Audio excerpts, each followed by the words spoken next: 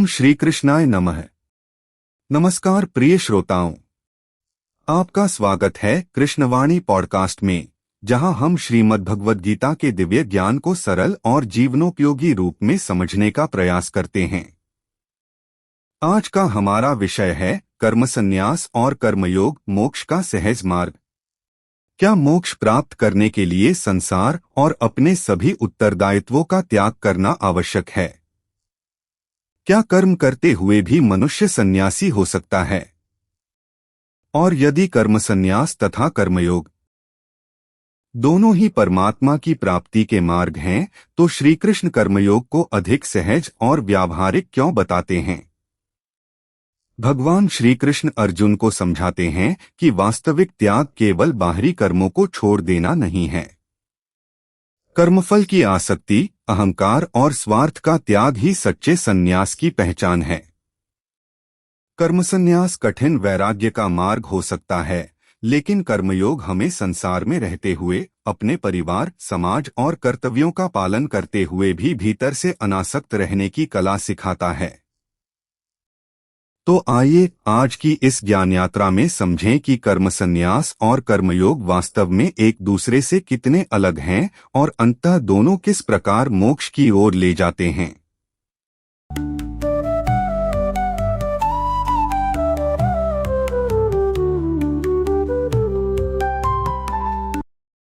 आज के दौर में अगर हम एक आम जिंदगी को देखें तो शायद ही कोई ऐसा इंसान होगा जिसने कभी ना कभी ये महसूस ना किया हो कि बस अब और नहीं। बिल्कुल, वो जो एक बर्नआउट वाला पॉइंट होता है। हाँ, एग्जैक्टली। एक ऐसा पल जहां काम का बहुत ज्यादा प्रेशर है, परिवार की जिम्मेदारियां हैं और हर दिन की वो एक जैसी भागदौड़ इतनी भारी लगने लगती है कि मन करता है सब कुछ यहीं छोड़ छाड़ कर बस कहीं दूर निकल जाए। एक बहुत ही नॉर्मल रिएक्शन है ना? ऐसा लगता है कि अपना फोन हमेशा के लिए बंद करें, शहर के शोर शराबे से दूर जाएं और किसी शांत जगह पर जाकर बस जाएं, जहां कोई पूछने वाला ना हो, कोई डेडलाइन ना हो, कोई ईएमआई ना चुकानी हो, जहाँ सब कुछ एकदम रिलैक्स्ड हो। बिल्कुल। मतलब एक बहुत ही स्वाभाविक सी इंसानी चाहत है, लेकिन यहीं से एक बहुत ही गहरा सवाल भी पैदा होता है। क्या इन सारी उलझनों से दूर भाग जाना ही सच्ची आजादी है? क्या मानसिक शांति पाने का बस यही एक तरीका है कि इस समाज से पूरी तरह अपना नाता तोड़ लिया जाए? और आज की हमारी इस खास चर्चा में हम इसी उलझन की परतों को खोलने वाले हैं। सही कहा। आज का हमारा ये जो विश्लेषण है, जिन स्रोत सामग्रियों पर यह आधारित है, वो वाकई बहुत बहुत दिलचस्प नजरिया पेश करते हैं। हमारे पास कृष्णवाणी और भगवद गीता के विश्लेषण से जुड़े कुछ बहुत ही गहरे दस्तावेज हैं। इन दस्तावेजों में मुख्य रूप से दो बहुत ही प्राचीन और हमेशा बहस का हिस्सा बनने वाले दार्शनिक ढांचों पर बात की गई है। पहला है कर्म संन्यास, मतलब सब कुछ छोड़ देना। हाँ, आसान भाषा में कहें तो कर्मों या सांसारिक कार्यों का पूरी तरह से त्याग कर देना। और दूसरा ढांचा है कर्मयोग, जो ठीक इसके उल्टा है, मतलब कि इसी संसार में रहना, काम करना, लेकिन एक बहुत ही विशेष मानसिक अवस्था के साथ। तो आज हमारा मिशन यही है कि हम इन दोनों कॉन्सेप्ट्स को समझें। करना है, हम ये समझने की कोशिश करेंगे कि ये स्रोत मोक्ष या मानसिक स्वतंत्रता के लिए क्या तर्क देते हैं। क्या दुनिया से कट जाना ही अंतिम उपाय है, या दुनिया के बीच रहकर भी आजाद महसूस किया जा सकता है? तो इस पूरे विषय को समझने के लिए मैं एक बहुत ही मॉडर्न सी उपमा से शुरुआत करना चाहूंगा। मान लीजिए कि ये जीवन एक बहुत ही जटिल और कठिन सा खेल है, एक गेम है। अच्छा।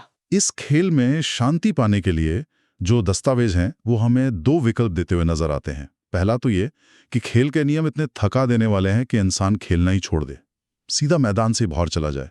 इसे टेक्स्ट में कर्म संन्यास कहा गया है। गेम क्विट कर देना। एग्जैक्टली। वहीं दूसरा विकल्प यह है कि इंसान मैदान के बिल्कुल बीचों बीच खड़ा रहे, पूरी ऊर्जा के साथ खेल खेले, हर चुनौती का डटकर सामना करे, लेकिन इस बात की बिल्कुल परवाह न करे कि स्कोर बोर्ड पर क्या चल रहा है। मतलब हार जीत से कोई फर्क न पड़े। हाँ, उसे बस खेलना है। इसे कर्मयोग का नाम दिया गया है। तो चलिए सबसे पहले हम उस पहले वाले विकल्प का विश्लेषण करते हैं, जो सीधे खेल छोड़ने की बात करता है। तो अगर हम सीधे टेक्स्ट के तर्कों पर जाएं, तो कर्म संन्यास का जो शाब्दिक अर्थ दस्तावेजों में बताया गया है वो है कर्म का पूरी तरह से त्याग। इसे एक ऐसे मार्ग के रूप में दिखाया गया है जहां व्यक्ति समाज, परिवार, भौतिक सुख और रोजमर्रा की उन सभी चीजों से खुद को अलग कर लेता है जो उसे संसार से बांधती हैं। सब कुछ पीछे छोड़ देना। हाँ, इस मार्ग का मूल तर्क ये है कि जब इंसान उन चीजों से ही दूर हो जाएगा जो तनाव या लालच पैदा करती हैं, तो उसका मन स्वाभाविक रूप से ध्यान की ओर मुड़ जाएगा। देखने में ये विचार बहुत ही आकर्षक लगता है कि अगर बीमारी के लक्षण हटा दिए जाएं तो बीमारी खुद ही ठीक हो जाएगी। लेकिन मतलब क्या सच में ऐसा होता है? आप बताइए, आपको क्या लगता है? अगर हम इसे थोड़ा मनोवैज्ञानिक नजरिए से देखें तो मुझे ये एक तरह का पलायनवाद लगता है। एस्केपिज्म। हाँ, मतलब मान लीजिए कोई इंसान अपना शहर, अपनी नौकरी छोड़कर किसी हिमालय की गुफा में चला भी जाए, शरीर तो वहां पहुंच गया, लेकिन उस दिमाग का क्या जो पिछले 20 सालों से इस शोर शराबे का आदी है? बिल्कुल सही पॉइंट है ये। क्या ऐसा नहीं होगा कि वो इंसान गुफा में बैठकर भी यही सोच रहा होगा कि अरे मेरे जाने के बाद ऑफिस में क्या हुआ होगा, या मुझे उस रिश्तेदार को वो बात कह देनी चाहिए थी। मतलब घर तो छोड़ दिया, लेकिन अपनी यादों और इच्छाओं का वो जो भारी सूटकेस है उसे कोई कैसे पीछे छोड़ेगा? और आपको जानकर हैरानी होगी कि दस्तावेजों में भी ठीक इसी मनोवैज्ञानिक समस्या को उठाया गया है। अच्छा। हाँ, टेक्स्ट का तर्क ये है कि शारीरिक रूप से सब कुछ छोड़ देना प्रक्रिया का सिर्फ एक बाहरी हिस्सा है और शायद सबसे आसान हिस्सा है। असली लड़ाई तो अंदर है। बिल्कुल। भगवद गीता के अध्याय 5 के विश्लेषण में स्रोत ये स्पष्ट रूप से तर्क देते हैं कि यदि किसी ने अपने मन को अनुशासित नहीं किया है, अपनी इच्छाओं पर कंट्रोल नहीं पाया है, तो उसके लिए संन्यास का मार्ग अत्यंत दुखदायी साबित होता है। दुखदायी मतलब क्या ये सिर्फ बोरिंग होता है या वाकई में दर्दनाक होता है? मैं कहूंगी कि ये दर्दनाक होता है, और वो इसलिए क्योंकि जब कोई अचानक से बाहर की सारी उत्तेजनाओं को, सारे डिस्ट्रैक्शंस को बंद कर देता है, हाँ, तो अंदर का शोर 100 गुना ज्यादा तेज हो जाता है। आप बिल्कुल अकेले होते हैं और आपका सामना सीधे अपनी उन दबी हुई इच्छाओं से, अपने डर और अपनी असुरक्षाओं से होता है। बाप रे। कोई भटकाव नहीं होता वहां। टेक्स्ट ये स्थापित करने की कोशिश करता है कि बिना मानसिक तैयारी और योग के वो जो एकांत है वो इंसान को शांति देने के बजाय अंदर से खोखला और परेशान करने लगता है। ये तो बहुत ही मतलब डरावना परिदृश्य है। इसका सीधा सा अर्थ तो यही निकलता है कि केवल जंगल में भाग जाने से कोई रातों रात प्रबुद्ध नहीं हो जाता। एकदम सही। बल्कि बिना तैयारी के वहां जाना मानसिक रूप से एक और बड़ा जालबुंदे जैसा है। बिल्कुल। तो अगर ये पलायन काम नहीं आता, और जाहिर है हर इंसान के लिए अपना सब कुछ छोड़कर जाना व्यवहारिक भी नहीं है, तो फिर टेक्स्ट उस दूसरे विकल्प के बारे में क्या कहता है? वो विकल्प जहां हम इस भारी भीड़भाड़ वाले समाज में रहकर भी मानसिक रूप से आजाद हो सकें। और यहीं पर स्रोत कर्मयोग की अवधारणा को सामने रखते हैं। ये वो कॉन्सेप्ट है जो इस बात पर जोर देता है कि समस्या संसार या हमारे कर्मों में नहीं है। तो समस्या कहाँ है? समस्या उस नजरिए में है जिससे हम उन कर्मों को करते हैं। अच्छा। टेक्स्ट के अनुसार कर्म योग निष्काम भाव से कर्म करने का रास्ता है। इसमें किसी को भी समाज से भागने की सलाह नहीं दी जाती। तो क्या करना होता है इसमें? इसके बजाय ये तर्क दिया जाता है कि इंसान अपने पारिवारिक, सामाजिक और जो भी उसके काम हैं उन्हें पूरी ईमानदारी से करे, लेकिन उस काम से मिलने वाले फल या नतीजे से अपनी आसक्ति को खत्म कर दे, डिटैच हो जाए। यहाँ पर आकर मुझे लगता है कि थोड़ा व्यावहारिक विरोधाभास पैदा होता है। मतलब एक प्रैक्टिकल प्रॉब्लम है। कैसी प्रॉब्लम? अगर हम आज की दुनिया के हिसाब से सोचें, जहां सब कुछ नतीजों पर टिका है, हर किसी के पास कोई ना कोई टारगेट है, फ्यूचर की प्लानिंग है। बिल्कुल। अगर कोई इंसान अपने काम के नतीजे की बिल्कुल परवाह ही ना करे, अगर उसे इस बात से कोई फर्क ही ना पड़े कि उसे प्रमोशन मिलेगा या नहीं, उसकी तारीफ होगी या नहीं, तो फिर काम करने की वो आग, वो मोटिवेशन कहाँ से आएगी? ये सवाल तो बहुत लोग पूछते हैं। मनोविज्ञान भी तो यही कहता है ना कि बिना किसी लक्ष्य के इंसान आलसी हो जाता है। ये एक बहुत ही जायज सवाल है और स्रोत सामग्री इसका बहुत ही सूक्ष्म मनोवैज्ञानिक उत्तर देती है। देखिए, टेक्स्ट ये नहीं कहता कि आपके पास कोई लक्ष्य नहीं होना चाहिए या आपको काम बेमन से करना चाहिए। तो फिर क्या कहता है? वो केवल ये कहता है कि काम करते समय आपकी चेतना का जो केंद्र है वो परिणाम पर नहीं होना चाहिए, बल्कि प्रक्रिया पर होना चाहिए, प्रोसेस पर। प्रोसेस पे फोकस करना है। हाँ, जब हम कोई काम सिर्फ इसलिए करते हैं क्योंकि हमें फ्यूचर में कोई इनाम चाहिए, तो हमारे दिमाग का एक बहुत बड़ा हिस्सा उस भविष्य की चिंता में उलझा रहता है। जैसे अगर मैं फेल हो गया तो क्या होगा? बिल्कुल। या अगर किसी और को ये मौका मिल गया तो, इस चिंता के कारण हम उस काम पर अपना 100% दे ही नहीं पाते, हमारी एनर्जी बढ़ जाती है। तो क्या इसका मतलब ये है कि जब नतीजे का डर खत्म हो जाता है तब इंसान अपने काम में और ज्यादा गहराई तक जा पाता है? सटीक रूप से। मॉडर्न साइकोलॉजी में इसे फ्लो स्टेट कहा जाता है। ओह हाँ, फ्लो स्टेट। जैसे जब कोई पेंटर पेंटिंग बनाता है या कोई एथलीट खेलता है, और जब वे सिर्फ उस पल में पूरी तरह डूब जाते हैं, बिना इस चिंता कि ये पेंटिंग कितने में बिकेगी, तब वो अपना बेस्ट परफॉर्मेंस देते हैं। एग्जैक्टली। स्रोत के तर्कों के अनुसार कर्मयोग प्रेरणा को खत्म नहीं करता, बल्कि वो प्रेरणा को शुद्ध करता है। वो उस मोटिवेशन को भविष्य के लालच से निकालकर वर्तमान के कर्म में स्थापित कर देता है। ये बात मुझे संगीत की एक उपमा की याद दिलाती है। कैसी उपमा? जैसे जब हम कोई बहुत ही खूबसूरत धुन या गाना सुनते हैं तो हमारा मकसद उस गाने के खत्म होने का इंतजार करना नहीं होता। बिल्कुल नहीं। हम इसलिए नहीं सुनते कि हम जल्दी से उसके आखिरी सुर तक पहुंच जाएं, बल्कि उस गाने का मजा तो उस वर्तमान सुर को महसूस करने में है जो उस पल बज रहा है। बहुत ही खूबसूरत बात कही आपने। है ना? कर्मयोग शायद जीवन को उसी तरह जीने की वकालत करता है कि जीवन का हर काम, हर जिम्मेदारी बस एक सुर है जिसे पूरी परफेक्शन के साथ बजाना है, बिना इस बात की चिंता किए कि अंत में गाना कैसा खत्म होगा। ये उपमा दस्तावेजों में दिए गए तर्कों को बहुत ही बेहतरीन तरीके से समझाती है। और इसी संदर्भ में गीता के अध्याय 5 का एक और हिस्सा ये स्थापित करता है कि जो व्यक्ति अपने इंद्रियों और अपने मन पर ये नियंत्रण पा लेता है, वो दुनिया के बीच रहकर सारे काम करता है, फिर भी उन कार्यों के मानसिक बोझ से अछूता रहता है।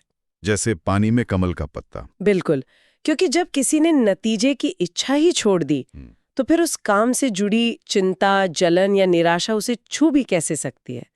उसका मन पूरी तरह से शुद्ध और स्वतंत्र हो जाता है। तो अगर हम इन दोनों रास्तों को एक साथ रखकर देखें तो एक बहुत ही दिलचस्प तस्वीर बनती है। वो कैसे?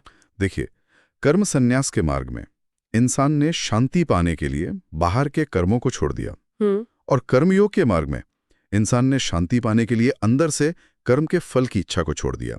मतलब दोनों ही मामलों में इंसान किसी न किसी चीज का त्याग तो कर ही रहा है ताकि वो उस मानसिक बोझ से मुक्त हो सके। और टेक्स्ट बिल्कुल इसी दार्शनिक निष्कर्ष की ओर ले जाता है। स्रोत ये स्पष्ट रूप से तर्क देते हैं कि कर्म संन्यास और कर्म योग कोई दो अलग अलग मंजिलें नहीं हैं। दोनों एक ही हैं। हाँ, दोनों का अंतिम उद्देश्य एक ही है, उस मानसिक अवस्था तक पहुंचना जहां कोई भी बाहरी परिस्थिति मन की शांति को भंग न कर सके। दस्तावेजों में ये बात जोर देकर कही गई है कि जो लोग इन दोनों मार्गों को अलग अलग मानते हैं, वे असल में विषय की गहराई को नहीं समझ पाए हैं। अज्ञानी है वो लोग टेक्स्ट के हिसाब से। हाँ, दार्शनिक स्तर पर दोनों एक ही स्थिति का निर्माण करते हैं, अहंकार और स्वार्थ का पूरी तरह से नाश। पर एक मिनट, अगर दोनों रास्ते बिल्कुल एक ही मंजिल की तरफ जाते हैं और दोनों का रिजल्ट मानसिक स्वतंत्रता ही है, तो फिर इस पूरी बहस की जरूरत ही क्या है? मतलब कोई किसी भी रास्ते पे चला जाए। क्या टेक्स्ट इनमें से किसी एक को चुनने की कोई खास वजह या प्राथमिकता देता है?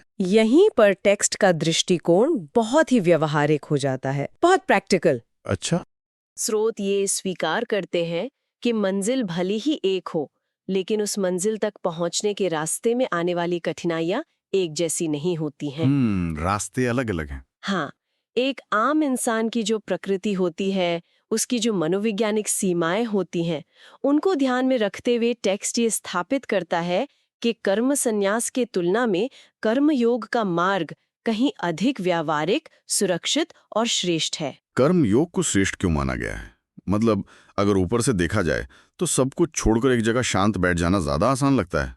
ट्रैफिक में रोज धक्के खाने से तो अच्छा ही है। इसे समझने के लिए मैं आपको वो कहानी सुनाती हूँ जो इन तर्कों को स्पष्ट करने के लिए स्रोत सामग्री में दी गई है। कौन सी कहानी? ये राघव और मोहन की कहानी है। वैसे ये कोई ऐतिहासिक घटना नहीं है, बल्कि इन दोनों दर्शनों को एक आम जिंदगी में लागू करके देखने का एक तरीका है। अच्छा, एक इलिस्ट्रेशन की तरह है। वो सोचता है कि इस समाज की जो उलझने हैं वही उसकी अशांति का कारण है, जो बहुत लोग सोचते हैं। बिल्कुल। इसलिए वो अपने परिवार, अपनी नौकरी और सभी जिम्मेदारियों को पीछे छोड़कर एक बहुत ही शांत जंगल में चला जाता है। वही सिचुएशन जिसकी हमने बिल्कुल शुरुआत में बात की थी। तो क्या अब जंगल की वो शांति उसके काम नहीं आई? नहीं, क्योंकि जैसे ही वो उस एकांत में ध्यान लगाने बैठता है, उसकी असली परीक्षा शुरू हो जाती है। क्या होता है? उसके आसपास भले ही कोई इंसानी शोर ना हो, लेकिन मच्छर के काटने से लेकर जमीन की कठोरता और अच्छे खाने की यादें उसके दिमाग पर हावी होने लगती हैं। हाँ, दिमाग तो साथ ही गया है ना। वही तो, वो शारीरिक रूप से तो दुनिया से कट गया था, लेकिन उसका मन अब भी उन चीजों की लालसा कर रहा था जिन्हें वो पीछे छोड़ आया था। उसके लिए वो एकांत शांति का नहीं, बल्कि एक भयंकर मानसिक संघर्ष का कारण बन गया। और दूसरी तरफ मोहन था, जिसने कर्मयोग का रास्ता चुना। जी, मोहन ने कहीं भागने का फैसला नहीं किया। वो उसी शहर में रहा, रोज सुबह ट्रैफिक जाम का सामना करना, ऑफिस की राजनीति से निपटना, घर के बिल भरना, बच्चों की पढ़ाई की टेंशन लेना, ये सब उसकी दिनचर्या का ही हिस्सा थे। एकदम टिपिकल मिडिल क्लास लाइफ। बिल्कुल, लेकिन उसने एक मानसिक बदलाव किया। क्या? उसने अपने हर कर्म को एक जिम्मेदारी मानकर किया, लेकिन इस भावना को छोड़ दिया कि मैं ये सब अपने स्वार्थ या किसी खास लालच के लिए कर रहा हूँ। उसने अपनी हर कोशिश को ईश्वर को या कह ले एक बड़े उद्देश्य को समर्पित कर दिया और नतीजों को लेकर परेशान होना बिल्कुल बंद कर दिया। तो क्या इसका मतलब ये है कि मोहन, जो हर दिन इस भयंकर उथल पुथल के बीच फंसा हुआ है, उसे उस राघव से ज्यादा मानसिक शांति मिल गई जो एक शांत जंगल में बैठा था? बिल्कुल, यही इस कहानी का सार है। ये तो मतलब ये एक बहुत ही बड़ा और अजीब सा विरोधाभास है। कैसे? ये तो कुछ ऐसा हो गया जैसे कोई व्यक्ति एक बहुत ही शोर शराबे वाले, कान फाड़ देने वाले रॉक कॉन्सर्ट के बिल्कुल बीचों बीच खड़े होके एक गहरी ध्यान वाली शांति ढूंढ ले। हाँ, जबकि एक पूरी तरह से शांत कमरे में बैठा इंसान अपने ही विचारों के शोर से बहरा हो रहा हो। ये विरोधाभास ही कर्मयोग की सबसे बड़ी खूबी है। टेक्स्ट इस बात पर बल देता है कि समाज और उसकी चुनौतियां कोई बाधा नहीं है, बल्कि वे एक प्रयोगशाला है, वे एक ट्रेनिंग ग्राउंड है। ट्रेनिंग ग्राउंड बहुत सही शब्द है। आप खुद सोचिए, आप किसी नाव की मजबूती का टेस्ट एक सूखे और शांत गोदाम में तो नहीं कर सकते ना। बिल्कुल नहीं। नाव की असली परीक्षा तो तब होती है जब वो समुद्र की लहरों और तूफानों के बीच हो। इसी तरह इंसान की मानसिक स्थिरता की असली परीक्षा एकांत में नहीं होती, जहां आपको डिस्ट्रैक्ट करने वाला कोई है ही नहीं। असली परीक्षा तो समाज में है। हाँ, असली परीक्षा तो तब है जब चारों तरफ अराजकता हो, जब कोई आपका अपमान कर रहा हो, जब आपको कोई भारी नुकसान हुआ हो, और तब भी आपका मन एक शांत झील की तरह स्थिर रहे। वाकई ये विचार पूरी तरह से उस नजरिए को पलट देता है जिसे हम अक्सर अध्यात्म या शांति के नाम पर सच मान लेते हैं। सही कहा। हम हमेशा यही सोचते हैं कि शांति बाहर कहीं किसी खास जगह पर है, पहाड़ों में है या किसी आश्रम में है, लेकिन ये चर्चा हमें बताती है कि शांति किसी भौगोलिक स्थान पर नहीं, बल्कि हमारी मानसिक प्रतिक्रिया में है। हम कैसे रिएक्ट करते हैं। एकदम सटीक बात कही आपने। और मोहन की कहानी यही साबित करती है कि रोजमर्रा के जिंदगी का जो घर्षण है, जो फ्रिक्शन हमें थका देता है, वही घर्षण असल में हमें अंदर से तराशने और मजबूत बनाने का काम कर सकता है, बशर्ते हम उस घर्षण का सामना सही नजरिए से करें। जब मोहन ने फल की चिंता छोड़ी तो ऑफिस की पॉलिटिक्स या ट्रैफिक जैम उसे परेशानी नहीं कर पाए, क्योंकि उसने उन चीजों पर अपनी निर्भरता ही खत्म कर दी थी। बिल्कुल। टेक्स्ट का निष्कर्ष यही है कि इंसान की प्रकृति लगातार कर्म करने की है, इसलिए कर्म को जबरदस्ती रोकना उसकी अपनी प्रकृति के खिलाफ जाना है। इसके बजाय कर्म के उद्देश्य को ही बदल देना अधिक सहज और नेचुरल है। तो अगर हम स्रोत सामग्री के इस पूरे विश्लेषण को अब एक जगह समेटें, तो आज हमने एक बहुत ही दिलचस्प सफर तय किया है। बिल्कुल। हमने उस थका देने वाली भावना से शुरुआत की थी जहां सब कुछ छोड़कर भाग जाने का मन करता है, जिसे संन्यास कहा गया। फिर हमने देखा कि कैसे दस्तावेजों में ये तर्क दिया गया है कि बिना मन को साधे सिर्फ शरीर से भाग जाना एक बहुत ही दर्दनाक अनुभव हो सकता है, जो कि राघव के साथ हुआ। हाँ, और फिर हमने कर्मयोग की गहराई को समझा, जो भागने का नहीं बल्कि हमारी हर एक साधारण गतिविधि को, चाहे वो ऑफिस की एक उबाऊ सी मीटिंग हो या घर की सफाई, उसे ही एक गहरे अभ्यास में बदल देने की कला है। एकदम सही। दोनों ही दार्शनिक ढांचे इंसान को अंतिम मानसिक आजादी तक ले जाते हैं, लेकिन कर्मयोग जीवन में एक ऐसा व्यवहारिक संतुलन लाता है जिसे कोई भी इंसान बिना हिमालय गए या इसी पल से और इसी जगह से शुरू कर सकता है। और मैं कहूंगी कि यही बात इन प्राचीन तर्कों को आज के इस मॉडर्न और तनावपूर्ण जीवन में इतनी प्रासंगिक बनाती है। ये जो विश्लेषण है, ये इस बहुत बड़ी गलतफहमी को तोड़ता है कि अपनी उन्नति के लिए हमें अपनी दुनिया या अपने लोगों से कटना पड़ेगा। वास्तव में हमारी वे रोजमर्रा की जिम्मेदारियां जिनसे हम अक्सर पीछा छुड़ाना चाहते हैं, वे ही असल में हमारी मानसिक और वैचारिक उन्नति का सबसे शक्तिशाली साधन है। वाकई ये नजरिया चीजों को देखने का पूरा ढंग ही बदल देता है। तो अपनी इस चर्चा को खत्म करने से पहले मैं चाहता हूं कि हम सब एक विचार पर थोड़ी देर के लिए रुकें और सोचें। अगर ये रोजमर्रा की उलझने, ये तनाव ही अंतिम आजादी पाने का असली ट्रेनिंग ग्राउंड है, तो जरा सोचिए कल का वो कौन सा ऐसा मुश्किल काम है जिसे करने से लोग कतरा रहे हैं। कोई भी इंसान अपने किसी काम के बारे में सोच सकता है। कोई कठिन बातचीत जो टल रही हो, हाँ, या कोई प्रोजेक्ट जो पहाड़ जैसा लग रहा हो। और क्या हो अगर कल उस काम को पूरी ऊर्जा के साथ अपना 100% देकर किया जाए, लेकिन इस बात की जरा भी चिंता ना की जाए कि लोग क्या कहेंगे या उसका नतीजा क्या निकलेगा, बिना स्कोर बोर्ड की चिंता किए। बिल्कुल। शायद उस एक पल में ये समझ आ जाए कि जीवन रूपी इस जटिल खेल को बीच में छोड़कर भागने की कोई जरूरत नहीं है।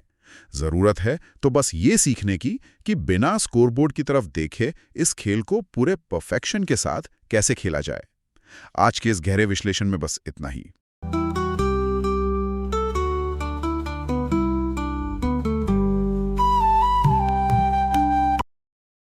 प्रिय श्रोताओं, आज की चर्चा से हमने जाना कि कर्मसन्यास और कर्मयोग के बाहरी स्वरूप भले ही अलग दिखाई दें, लेकिन दोनों का अंतिम लक्ष्य एक ही है, आत्मशुद्धि, परमात्मा की प्राप्ति और मोक्ष। सच्चा त्याग कर्मों को छोड़ना नहीं, बल्कि कर्मों में छिपी आसक्ति और कर्तापन के अहंकार को छोड़ना है। जब हम अपने कर्तव्यों से भागते नहीं, बल्कि उन्हें पूरी निष्ठा से निभाते हुए उनके फल को ईश्वर के चरणों में समर्पित कर देते हैं, तब हमारा कर्म बंधन का कारण नहीं रहता, वह साधना बन जाता है। यही कर्मयोग की सबसे बड़ी विशेषता है, संसार में रहते हुए भी संसार के बंधनों से मुक्त रहना। आइए हम भी अपने प्रत्येक कर्म को ईश्वर को समर्पित करने का प्रयास करें और परिणाम की चिंता छोड़कर अपने कर्तव्य पथ पर आगे बढ़े। यदि आज की यह चर्चा आपको सार्थक लगी हो, तो कृष्णवाणी पॉडकास्ट को फॉलो करें, इस एपिसोड को अपने मित्रों और परिवार के साथ साझा करें और चेतना संवाद को अवश्य सब्सक्राइब करें। अगले एपिसोड में फिर मिलेंगे श्रीमद् भगवद गीता के एक और दिव्य संदेश के साथ। जय श्री कृष्ण।